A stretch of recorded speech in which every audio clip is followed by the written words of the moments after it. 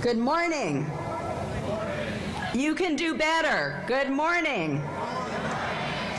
President Harris, members of the Board of Trustees, faculty and staff, parents and families, and most of all, good morning to all 846 of you graduating today.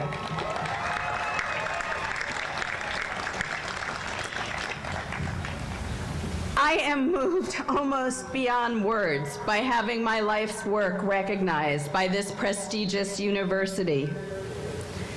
People have asked me, how is it that Widener, a university in Pennsylvania, had even heard of my work to give me this honorary doctorate?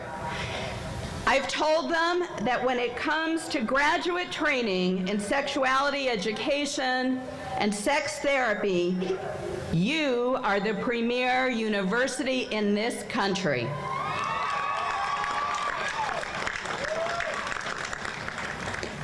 One of my most important teachers and mentors, the Reverend Dr. William Staton, was the co-developer of this program. And under the leadership of President Harris, the direction first of Dr. Staton and now Dr. Betsy Crane, wherever Bill and Betsy you are, I want you to know that this program has grown to be the most outstanding preparation for sexuality professionals in this country. And I am intensely proud to now be among its degree holders. I am deeply honored to have been asked to be your commencement speaker. Actually, deeply honored doesn't begin to touch my feelings right now. To be honest, I'm a bit overwhelmed, as your previous commencement speakers have included Joe Biden, your congressman, a former Surgeon General of the United States, and a nun. I can imagine that some of the students and parents are thinking, who is Debra Haffner and why didn't we get a famous person today?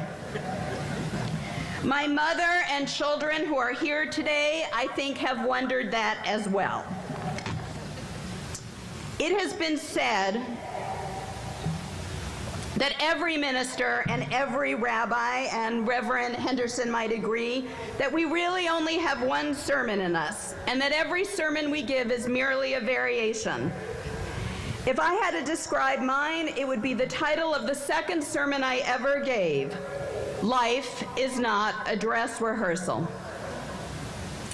Regardless of your individual eschatology, a big word that I learned in seminary that means what you understand is going to come after our time as this world ends.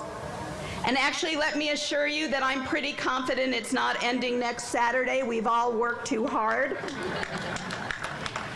That regardless of your eschatology, this today is the one life for sure you know we have been given, and it is up to us to create it as fully as we can. You all probably remember the fairy tales that you were read when you were little. They often involved a prince and a princess.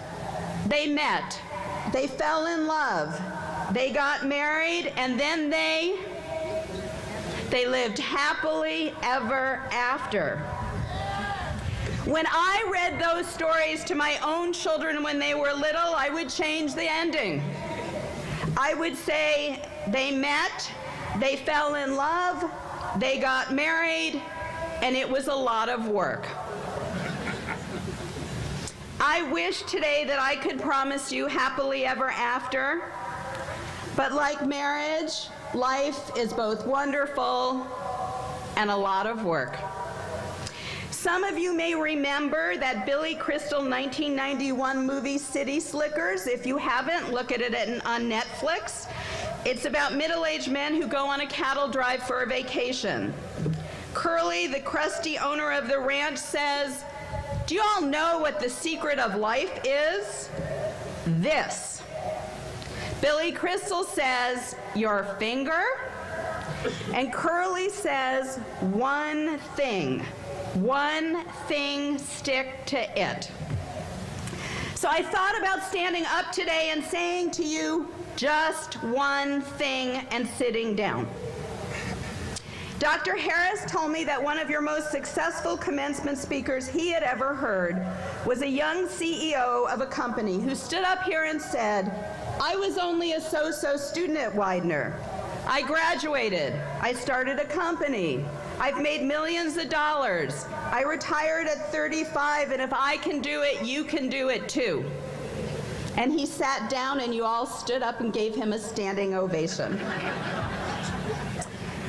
Unfortunately, that's not my story. For me, the one thing is discovering your passion in life. Presbyterian minister Frederick Buechner defined finding your passion or your call as understanding the intersection of where the world's greatest need meets your greatest joy. I'm going to say that again.